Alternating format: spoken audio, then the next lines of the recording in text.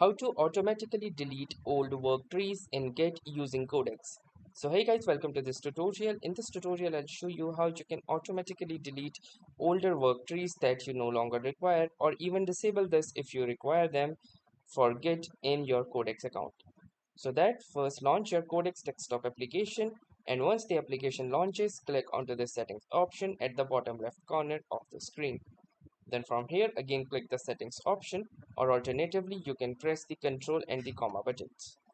Now within the settings you need to click onto this Git option under the coding section. Now within the Git you will see this particular option which says automatically delete old work trees. This is recommended for most users.